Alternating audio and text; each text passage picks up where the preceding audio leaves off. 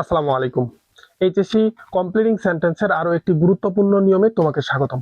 গতবারের ন্যায় আজকেও আমরা একটি নিয়ম নিয়ে আলোচনা করব, যেই নিয়মটি তোমার পরীক্ষার জন্য খুবই গুরুত্বপূর্ণ।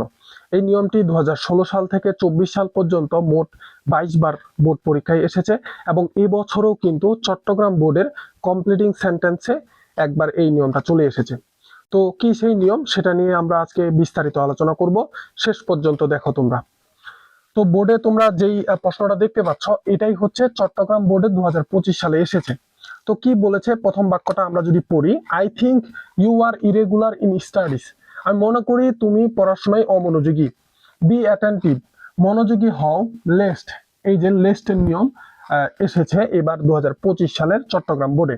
তো এই লেস্টের একটা নিয়ম রয়েছে যে এই লেস্ট সবসময় বাক্যের মাঝখানে বসবে এবং এই লেস্টের অর্থ হচ্ছে যাতে না। আমি গত ক্লাসে তোমাদের বলেছিলাম যে বাংলা অর্থটা কমপ্লিটিং সেন্টেন্সে জানা খুবই গুরুত্বপূর্ণ, কারণ আমাদের আগের বাক্যটা অনুযায়ী পরের বাক্যটাকে কমপ্লিট করতে হয়। তো এই লেস্ট মানে হচ্ছে যাতে না।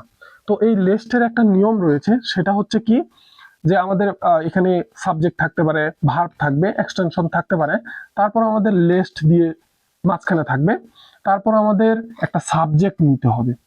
সাবজেক্ট নেওয়ার পরে আমাদের মডাল অক্সিলারি ভার্ব হিসেবে শুড নিতে হবে। তারপর আমাদের, যেহেতু আমরা জানি যে মডাল অক্সিলারি ভার্বের পরে সব সময় ভার্বের প্রেজেন্ট ফর্ম বসে, তারপর আমরা এক্সটেনশন নিয়ে বাক্যটা শেষ করব। তো আমাদের এখানে বলেছে বি অ্যাটেন্টিভ, মনোযোগী হও। লেস্ট, যাতে না তুমি পরীক্ষায় ফেল করো, তাহলে আমরা এখানে লিখতে পারি কি, এই সাবজেক্ট অনুযায়ী ইউ, তারপর আমাদের নিয়ম অনুযায়ী শুড বসাইতে হবে। তারপর হচ্ছে ভার্বের প্রেজেন্ট ফর্ম, এই যে ফেল লেখাটা লিখতে পারি আমরা, ফেল ইন দা এক্সাম। তাহলে আমাদের এই লেস্টের নিয়মটা জানতে হলে আমাদের মনে রাখতে হবে লেস্ট সবসময় বাক্যের মাঝখানে থাকে এবং লেস্টের পরে আমরা কখনোই না বোধক কোনো কিছু ব্যবহার করব না। সেটা হোক নট, নেভার, নো, এগুলা ব্যবহার করতে পারবো না। কারণ হচ্ছে আমাদের এই লেস্ট মানেই হচ্ছে যাতে না, এখানেই কিন্তু না বোধক শব্দ লুকিয়ে আছে। তাই আমরা এর পরের নিয়মে আমরা কি করব, লেস্টের পরে সাবজেক্ট দিব, সাহায্যকারী ভাব হিসেবে শুড দিব, তারপর ভার্বের প্রেজেন্ট ফর্ম দিব, এক্সটেনশন দিয়ে বাক্যগুলো শেষ করব। এভাবেই আমরা লেস্টের নিয়ম শেষ করব। তোমরা আরো প্র্যাকটিস করতে পারো, আমি কমেন্ট বক্সে 2-3টা প্র্যাকটিসের জন্য দিয়ে দিব। তোমরা ইনস্ট্যান্ট সেগুলো উত্তর করে সেখানে কমেন্ট করে দিও। আর আমরা এভাবেই নিয়মিত দৈনিক তোমাদের 3টা ক্লাস দিব আমাদের এই পেজের মাধ্যমে। আর এই সপ্তাহটা সম্পূর্ণটাই আমরা কমপ্লিটিং সেন্টেন্সের উপর ক্লাস নিব।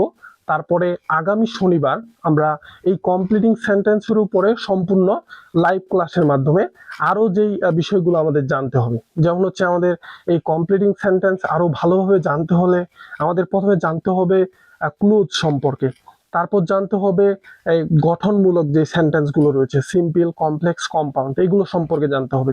তারপর আমাদের ধারণা রাখতে হবে টেন্স সম্পর্কে, ধারণা রাখতে হবে ভার্ব সম্পর্কে।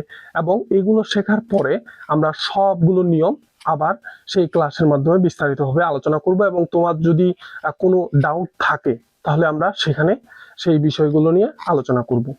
তো তোমরা বেশি বেশি করে এই ভিডিওগুলো শেয়ার করে দাও তোমার সেই বন্ধুর কাছে যারা এইবার সামনের বছর পরীক্ষা দিবে এইচএসসি, অথবা তোমরা যারা ইনস্ট্যান্ট এইচএসসি তে ভর্তি হয়েছ।